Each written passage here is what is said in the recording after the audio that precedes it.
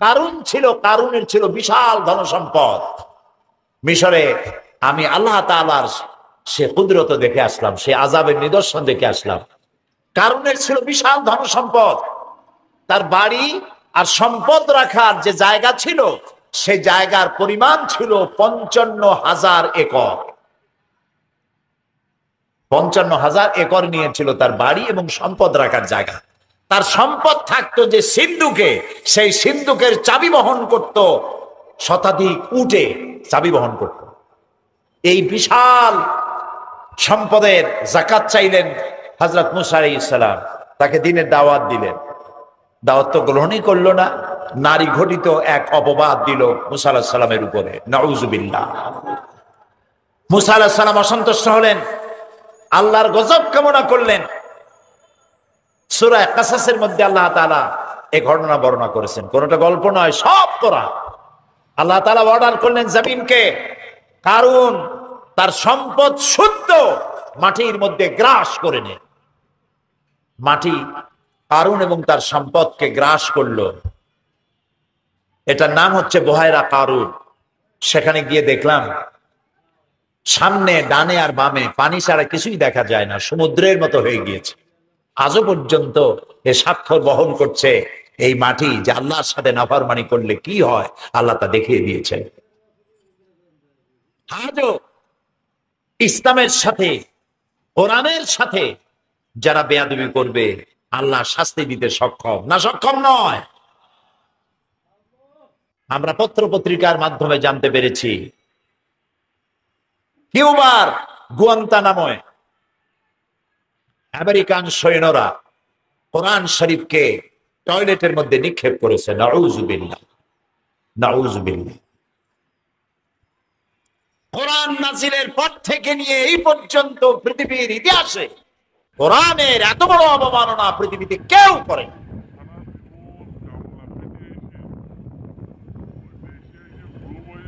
এই যে শক্তির বাহাদুরি, কোরআন শরীফের সাথে যে বেহুদমতি করলো, আল্লাহ আছেন না? ফেরাউনকে যেভাবে আল্লাহ তাআলা করেছেন, বুশকে এরকম পারবেন না? পারবেন না? পারবেন না? অবশ্যই পারবেন। কোরআন অবমাননা করার অর্থ গোটা দুনিয়ার মুসলমানদেরকে অবমাননা করা। কোরআন অবমাননার অর্থ সারা পৃথিবীর মানবতাকে অপমান করা। কোরআন অবমাননার অর্থ স্বয়ং আল্লাহ রাব্বুল আলামিনকে অমর্যাদা করা। গায়ের শক্তিতে আমেরিকা এখন অস্থির। অনেক সৈন্য আছে, অস্ত্র আছে। দুনিয়া থেকে সন্ত্রাস নির্মূল করতে চায় আমেরিকা। আমেরিকার দৃষ্টিতে মুসলমান ছাড়া সন্ত্রাসী নাই। ওরা সন্ত্রাসী রাষ্ট্রের একটা তালিকা করেছে। সে তালিকার মধ্যে সুদান আছে, ইরাক আছে, ইরান আছে, চেচনিয়া আছে, বসনিয়া আছে, কাশ্মীর আছে, মালয়েশিয়া আছে, ইন্দোনেশিয়া আছে। নেই শুধু সেই রাষ্ট্রটির নাম যেই রাষ্ট্রের জন্মই হয়েছে সন্ত্রাসের মধ্য দিয়ে, সেই ইসরায়েলের নাম নাই।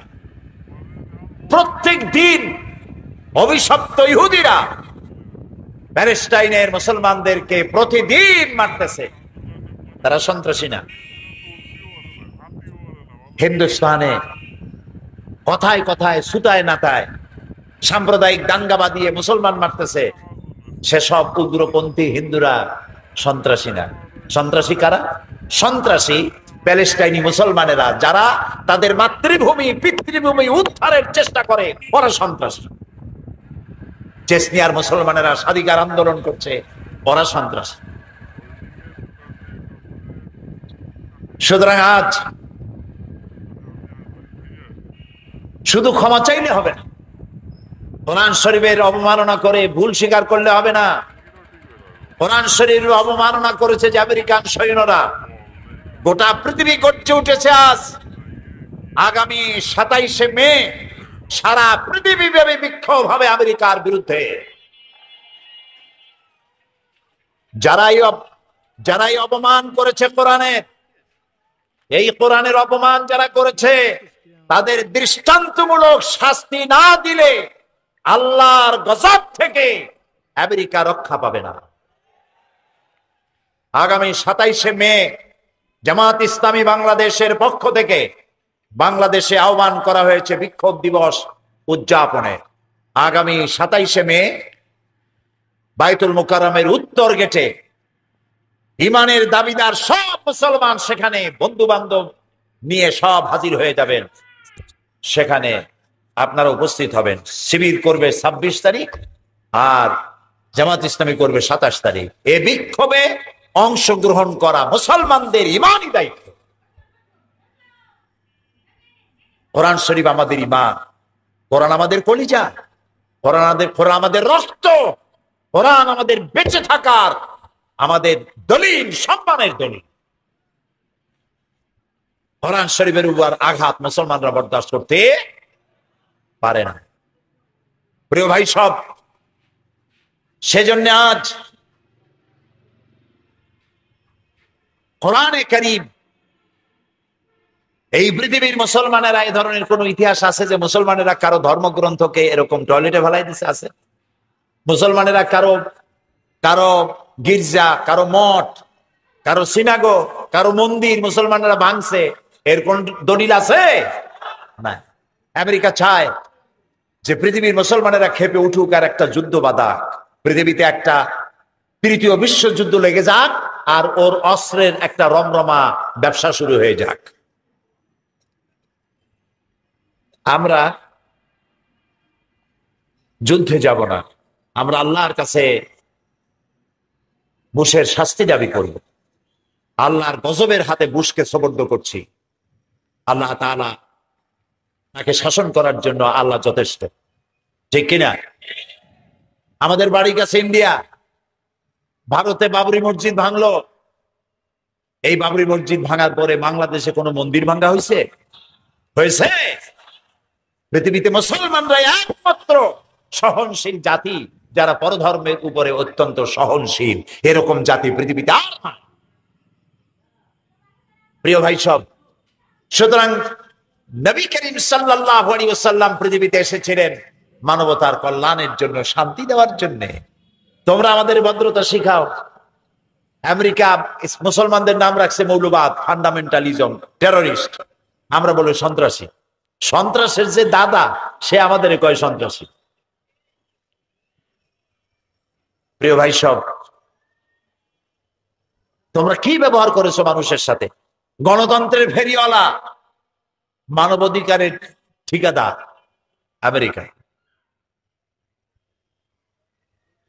ইরাকের আবু গরিব কয়েদখানা, সে কয়েদখানার মুসলমান কয়েদিদেরকে উলঙ্গ করে একটার উপরে একটা মানুষ, জীবিত মানুষ, এইভাবে মানুষ দিয়ে পিরামিড কারা বানাইছে? তোমরা বানিয়েছ। মুসলমান কয়েদিদেরকে উলঙ্গ করে তাদের মুখের উপরে তোমরা পেশাব করেছো। মুসলমান কয়েদিদের গলায় কুত্তার বেল পড়াইয়া তোমরা রাস্তায় রাস্তায় টেনেছ। 70-80 বছরের বৃদ্ধা মেয়ে লোক, তাকে গাধা বানাইয়া তার পিঠের উপরে তোমরা সওয়ার হইয়া রাস্তায় রাস্তায় ঘুরাইছ। মুসলমানরা করেছে পৃথিবীতে কোথাও? আছে কোন নজির? মুসলমানদের কাছে বন্দী হয়ে যখন লোকেরা এসেছে, রাসূলুল্লাহ বলেছেন এই বন্দীদের একটা বন্দী, শিক্ষিত বন্দী, যদি মূর্খ 10টা বন্দীকে অক্ষর জ্ঞান শিক্ষা দিতে পারে, ওর বিনিময়ে তাকে মুক্তি করে দেওয়া হবে, তাকে মুক্ত করা হবে। বন্দীদের উপরে কোনো নির্যাতন ইসলাম করে নাই, মানুষের উপরে শুধু দয়াই করেছে। সুতরাং আমাদেরকে শিখাইতে শোনা, প্রয়োজন হলে ইসলামের কাছে তোমরা শেখো। তোমাদের শেখার জন্য ইসলামের কাছে বহু কিছু আছে, তোমাদের কাছে শেখার আমাদের কিছুই নাই। তোমাদের কাছে শিখলে সারা পৃথিবী এইডসে ভরে যাবে। পুরুষে পুরুষে বিবাহ তোমরা চালু করছো পৃথিবীতে প্রথম, এটা দুনিয়ায় কোথাও নাই। পুরুষে পুরুষে বিবাহ, মেয়ে লোকে বিবাহ, যার কারণে এইডস আসছে। শান্তি তো তোমরা দিতে পারো নাই। আমেরিকা তো বহুত সফর করেছি আমি। কি এর শান্তি দেবে? অশান্তির চোটে মাথার চুল চতুর্দিক দিয়া কামায়া মাথার উপরে তালপট্টির ডিপ বানায় রাখছে। 2 দিক দিয়া চুল কামাইয়া মাথার উপরে তাল পাতার মতো চুল খাড়া করিয়া তাতে নানান পদের রং দিয়ে রাখছে। আবার কেউ বা পিছনে চুল ছোট ছোট করে কেটে সেখানে টেলিফোন নম্বর, হাউস নম্বর, রোড নাম্বার লিখে রাখছে। শয়তানে যদি এই দৃশ্য দেখে, শয়তান খালি কান বেছে, আমি শয়তান হয়েছিলাম কি হবে। এগুলো তো ডেঞ্জারাস শয়তান। সুতরাং আমাদেরকে কিছু শিখাইতে এসো না। আলহামদুলিল্লাহ আমরা অনেক ভালো আছি, আমরা অনেক ভালো আছি। ইসলামকে আজ বিকৃত করে দেখানো হচ্ছে। দেখেন আমাদের দেশের অবস্থা, দেখেন আমাদের দেশে যারা এক শ্রেণীর বুদ্ধিজীবী, এক শ্রেণীর কলামিস্ট তারা আছে, আপনারা দেখবেন খালি বলে মৌলবাদ মৌলবাদ মৌলবাদ, শেষ হয়ে গেল, দেশ শেষ। উগ্র মৌলবাদের উত্থান, দেশ শেষ। কি মৌলবাদ? মসজিদে লোক ধরে না, যুবকরা দাড়ি রাখে, মেয়ে লোকেরা বোরখা পরে। হায় হায়, দেশ স্বাধীন করছিলাম এই জন্য।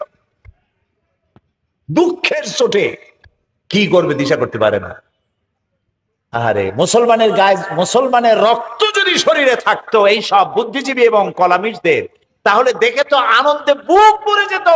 আমার মসজিদগুলি বেলা 11টায় যুবক ছেলে দিয়ে মসজিদ ভরে যাচ্ছে, আলহামদুলিল্লাহ। ওদের কলজা জ্বলে ওঠে, এরাও বলে মুসলমান। আহারে কি কপাল পড়া।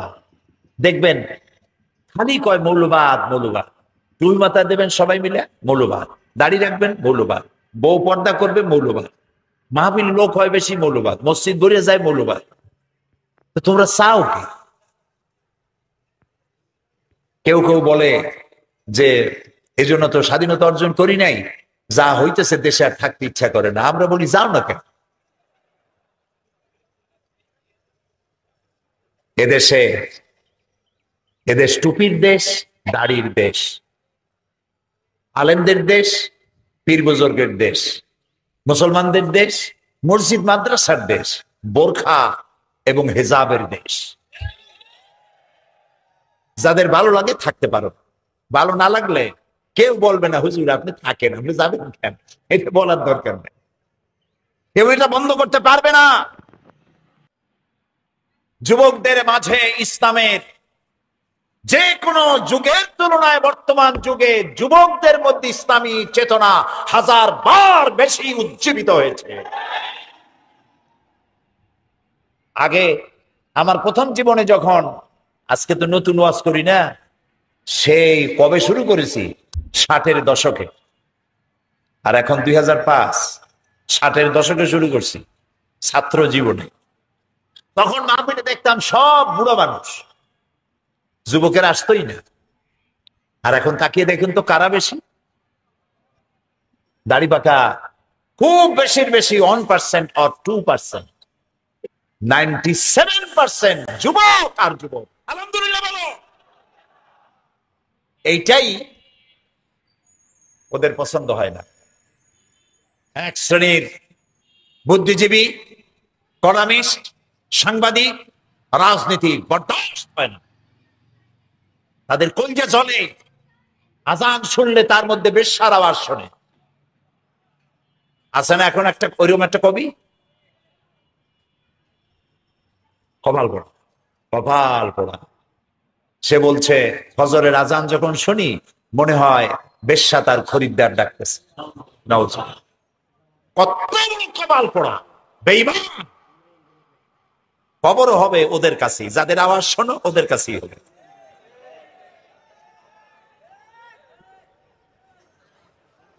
প্রিয় ভাই সব, ইসলাম থেকে দূরে সরাবার হাজারো প্রচেষ্টা চলছে।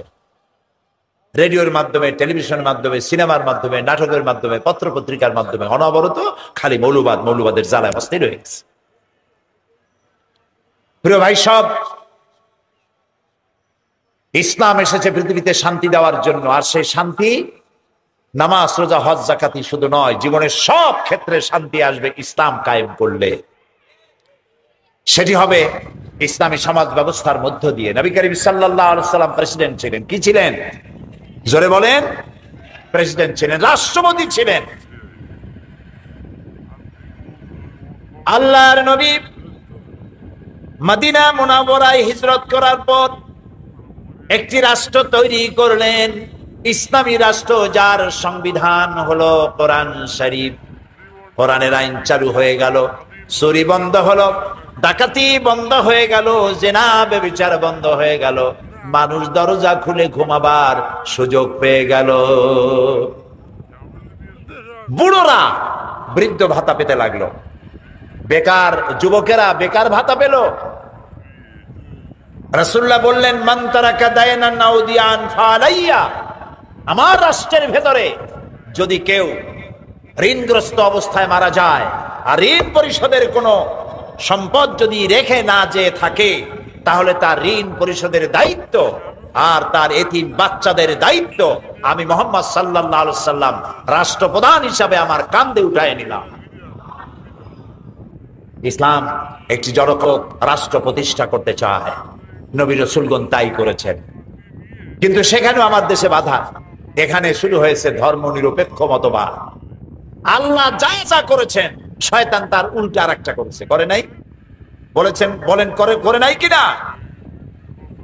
আমরা এক অদেখা আল্লাহকে বিশ্বাস করি, শয়তান আল্লাহর পরিবর্তে মূর্তি বানায়া তার ইবাদতে এক শ্রেণীর লোকদেরকে নিয়ে গেছে, যায় নাই? আল্লাহ যাকাত ভিত্তিক অর্থনীতি চালু করে দিয়ে সুষম বন্টন নীতির ব্যবস্থা করেছেন, শয়তান সুদ ভিত্তিক অর্থনীতি করে গরিবদেরকে শোষণ আর ধনীদেরকে আরো বেশি পয়সা পাওয়ার সুযোগ করে দিয়েছে। আল্লাহ তাআলা খেলাফত সৃষ্টি করেছেন, শয়তান রাজতন্ত্র তৈরি করেছে। আল্লাহ তাআলা দ্বীন ইসলাম দিয়েছেন, শয়তান সেখানে ধর্মনিরপেক্ষ মতবাদ চালু করেছে। ইসলামের উল্টাটাই হলো ধর্মনিরপেক্ষ মতবাদ। এই ধর্মনিরপেক্ষ মতবাদ মুসলমানদের জন্য গ্রহণ করা জায়েজ নাই। কেন নাই? ধর্মনিরপেক্ষ মতবাদটা কি? ধর্মনিরপেক্ষ মতবাদটা হচ্ছে নামাজ রোজা হজ যাকাত করব আমার ইচ্ছে মতো, আল্লাহর কথা মতো। শুনতেছেন কথা? নামাজ রোজা হজ যাকাত করব আমার আল্লাহর কথা মতো, কিন্তু আমার অর্থনীতি, আমার সমাজনীতি, আমার শিক্ষা, আমার দীক্ষা, আমার বিয়ে শাদী, আমার ওঠা বসা, আমার চলাফেরা, আমার নির্বাচন, আমার ইলেকশন, আমার ভোট, এ সব কিছু চলবে আমাদের নিজেদের মন গড়া নেতাদের কথা মতো, আমরা যা বানাই সেই অনুপাতে। এটার নাম কি? ধর্মনিরপেক্ষ মতবাদ। ধর্মের ব্যাপারে রাজনীতি নিরপেক্ষ থাকবে। কথা কি বুঝে আসতেছে? তাহলে এটা আমরা কোত্থেকে গ্রহণ করলাম? রাজনীতি থেকে ধর্ম আলাদা করতে হবে, এই দলিল আমি পেলাম কই? রাসূলুল্লাহ রাজনীতি করেন নাই, জবাব দিতে হবে করেন নাই। নবীদের মধ্যে তিনি একাই রাজনীতি করেছেন, আর কোন নবীরা করেন নাই। ইউসুফ আলাইহিস সালাম কি ছিলেন? ইউসুফ আলাইহিস সালাম প্রথমে অর্থ এবং খাদ্য মন্ত্রণালয়ের দায়িত্বশীল মন্ত্রী ছিলেন, মিশর গভর্নমেন্টের মন্ত্রী ছিলেন। একদিকে নবী আর একদিকে মন্ত্রী। কোথায় আছে কথা? কোরআন শরীফে আছে, সূরা ইউসুফ পড়ে দেখেন। এরপরে গোটা মিশরের প্রেসিডেন্ট হলেন কে? ইউসুফ আলাইহিস সালাম। সুলাইমান আলাইহিস সালাম সারা পৃথিবীর প্রেসিডেন্ট ছিলেন। সুবহানাল্লাহ, কই দিচ্ছে করে না? মুহাম্মদ সাল্লাল্লাহু আলাইহি ওয়াসাল্লাম প্রেসিডেন্ট ছিলেন। হযরত আবু বকর রাদিয়াল্লাহু তাআলা আনহু তিনি কি ছিলেন? বলতে পারেন না? আল্লাহর নবী বলেন, তাম পৃথিবীর সমস্ত মুমিনের ঈমান যদি এক পাল্লায় রাখা হয় আর একা আবু বকরের ঈমানটা যদি এক পাল্লায় রাখা হয়, তাহলে দেখা যাবে তাম দুনিয়ার সব মুমিনের ঈমানের তুলনায় একা আবু বকরের ঈমানের পাল্লাটা ভারী হয়ে যাবে। সেই আবু বকর রাদিয়াল্লাহু তাআলা আনহু প্রেসিডেন্ট ছিলেন না? হযরত ওমর, যার সম্পর্কে রাসূলুল্লাহ বলেছেন, লা নবিয়্যা বাদি ওয়ালা রাসূলা, আমার পরে নবীও হবে না, রাসূলও হবে না। আমার পরে যদি কেউ নবী বা রাসূল হতেন, লাকানা ওমর, ওমরকে আল্লাহ নবী বানায় দিতেন। পৃথিবীর অর্ধেকটা পৃথিবীর প্রেসিডেন্ট ছিলেন। সুবহানাল্লাহ বলো। ওসমান রাদিয়াল্লাহু তাআলা আনহু প্রেসিডেন্ট ছিলেন, হযরত আলী প্রেসিডেন্ট ছিলেন। কে তোমাকে অধিকার দিল রাজনীতি থেকে ধর্ম আলাদা? কে অধিকার দিল? কোন মুসলমানদের এই অধিকার নাই, এটা শয়তান করেছে। ধর্ম নিরপেক্ষ মতবাদের স্রষ্টা হচ্ছে শয়তান। যে মুসলমানের গায়ে মুসলমানের রক্ত আছে, ধর্ম নিরপেক্ষ মতবাদ সে করতে পারে না। হারাম।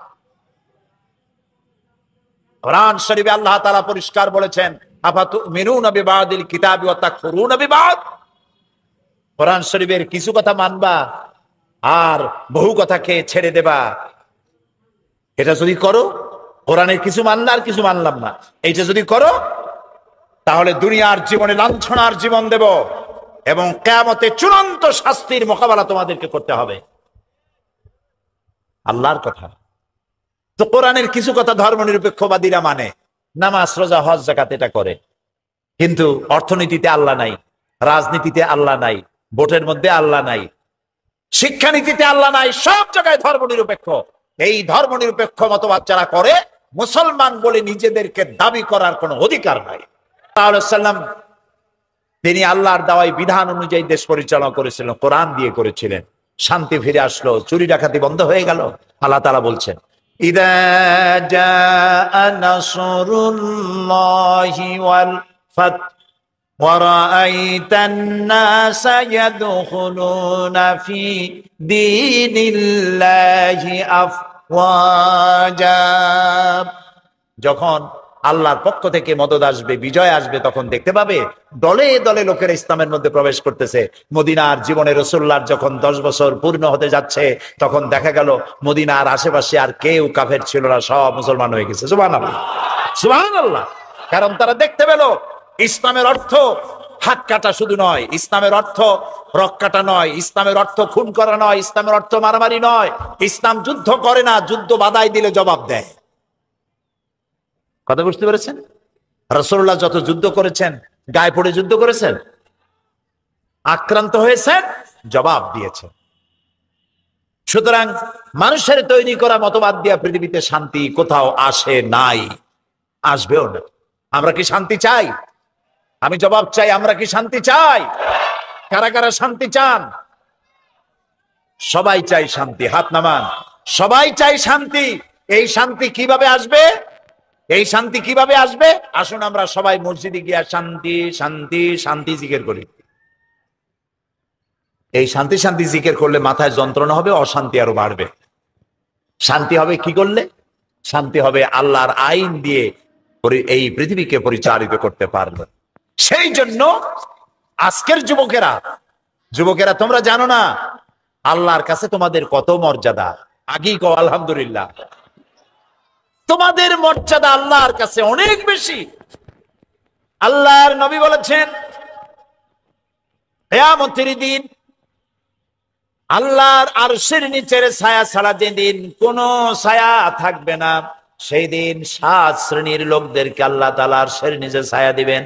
ওর মধ্যে এক শ্রেণী হচ্ছে ওয়াশাবুন নাশা ফি ইবাদাতিল্লাহ, ওই সব যুবক যারা নাকি রাতের বেলায় আল্লাহর ইবাদত করে রাত কাটাইছে। এইসব যুবকদেরকে আল্লাহ তাআলা আরশের নিচে ছায়া দেবেন। সুবহানাল্লাহ বলো। যুবকেরা, ইসলামী ছাত্র শিবির কাছের থেকে দেখো পত্রিকা কি লিখলো, এগুলি দেখার দরকার নাই। পত্রিকার লেখা কোনো অভিনা, সবটা 100% সত্য এটাও সঠিক না।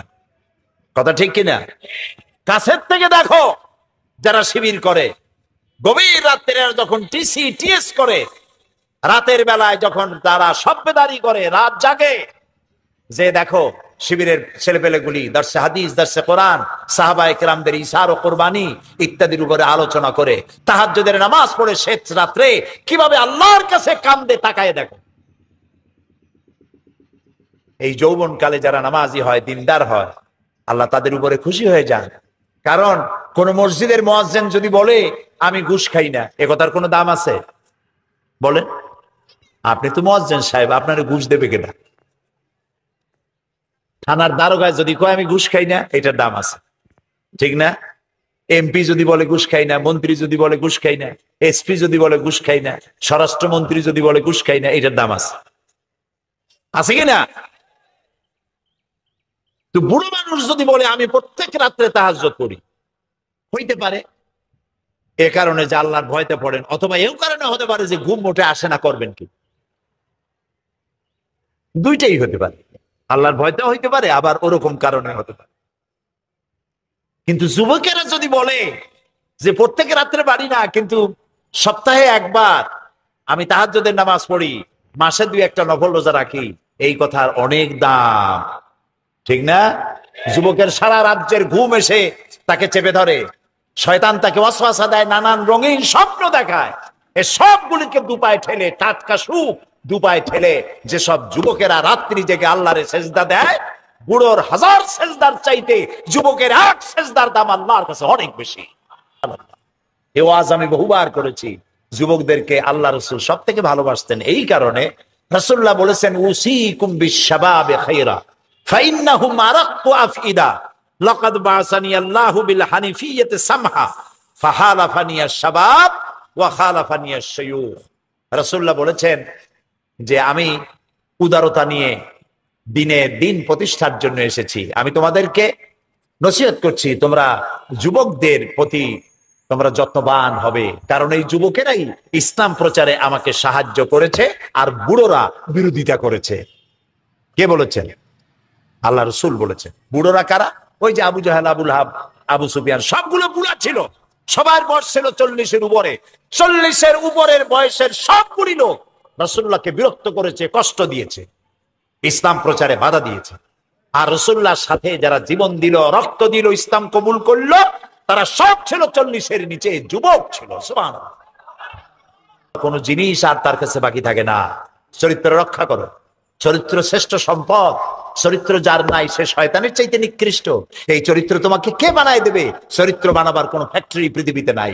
চরিত্র বানাতে পারে কেবলমাত্র কোরআন আর হাদিস। সুবহানাল্লাহ। সেই চরিত্র তৈরি করার কারখানা ইসলামী ছাত্র শিবির। তাদের কাছের থেকে দেখো। আমি এই জন্য এই সবুজবাগ থানায় যারা আজকে এই মাহফিলের আয়োজন করেছেন তাদেরকে ধন্যবাদ জানাই। সকল যুবকদেরকে বলি, ইসলামের সাথে থাকো, নামাজি হও, দিনদার হও, পরেজগার হয়ে যাও। মজা এখানেই। এই পৃথিবীতে একদিন ইসলামের হাতে ইসলামের পতাকা উড়বে, সারা পৃথিবীতে শান্তি প্রতিষ্ঠা হবে, ইসলাম ছড়িয়ে পড়বে বিশ্বময়। সেই দিন আমিও তোমাদের সাথে, এইটা বলার কোনো দাম নাই।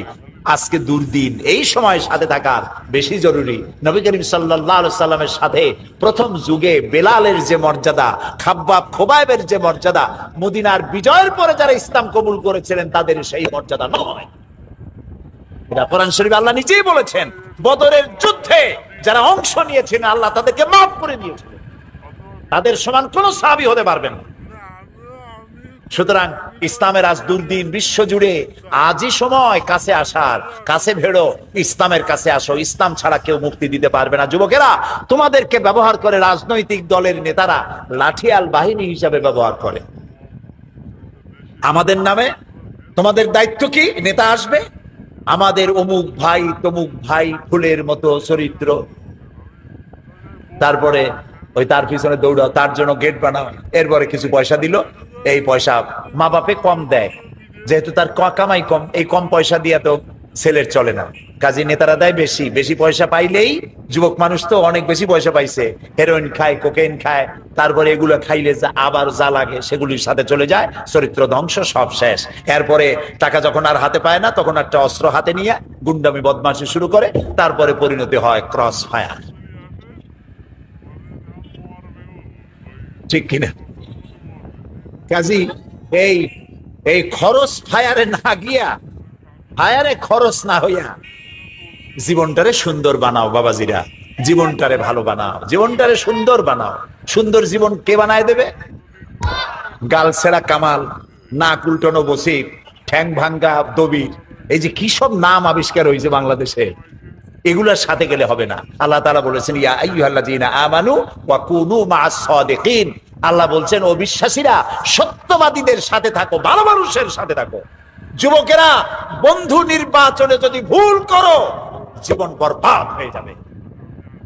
তোমার বন্ধু যদি হয় সিনেমা খোর, ফেন্সিডিল খোর, চোর, ডাকাত এবং পরের মেয়েদের পিছনে ঘুরে ঘুরে বেড়ায়, তোমার বন্ধু যদি এরকমের বল্টু মার্কা হয়, তাহলে তোমার নাম যে ভাবে রাখছে আদর করে মন্টু, বল্টু আর মন্টু দুজনে মিলে সর্বনাশ হয়ে যাবা, সর্বনাশ হয়ে যাবা।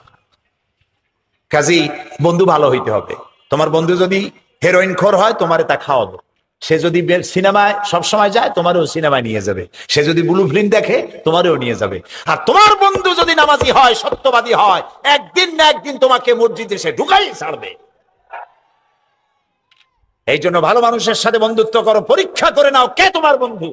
আল মারউ মা মান আহাব্বা, রাসূলুল্লাহ বলেছেন যার সাথে তোমার মহব্বত হবে তার সাথে তোমার হাসর হবে। এখন যুবকেরা তোমরা কি চাও মদখোর, জেনাকার, বদমাশ তাদের সাথে তোমার হাসর হোক, তা কি চাও? সেই জন্য ভালো মানুষের সাথে, যারা নামাজি, দিনদার, পরেশগার, সত্য কথা বলে, ভালো মানুষ যারা, তাদের সাথে থাকো। আল্লাহ তোমাদের ভাগ্য ভালো বানায় দিবেন, আমাদের দেশ ভালো হবে, ইনশাআল্লাহ হবে। প্রিয় ভাই, সব ঐক্যবদ্ধ থেকে আল্লাহর দেওয়া বিধান বাংলাদেশে যদি কায়েম হয়ে যায়, এখানে হিন্দু, মুসলমান, খ্রিস্টান, বৌদ্ধ সব আরামে বসবাস করতে পারবে। অতীতে যেমন ছিলাম ভবিষ্যতেও তেমন থাকতে পারবো। প্রিয় ভাই, সব অনেক মুসলমান শুধু ওয়াজ শুনে নামাজ পড়ে না। আজকে নামাজের একটা ওয়াদা নিতে চাই, জীবনে আর নামাজ ছাড়বো না। নামাজ তোমার চরিত্র ভালো বানাবে, আল্লাহ গ্যারান্টি দিচ্ছেন। কে গ্যারান্টি দেয়? ইন্নাস সালাতা তানহা আনিল ফাহশাই ওয়াল মুনকার। আল্লাহ তাআলা বলছেন নামাজ মানুষকে পাপাচার আর অশ্লীল থেকে বাঁচায়। নামাজ জীবনে ছাড়বো না, এই ওয়াদা করা যাবে? নামাজ যে পড়বে না কাফের হয়ে যাবে। নামাজ পড়বো সারা জীবন। যারা যারা পারবে দুই হাত উঁচু করো।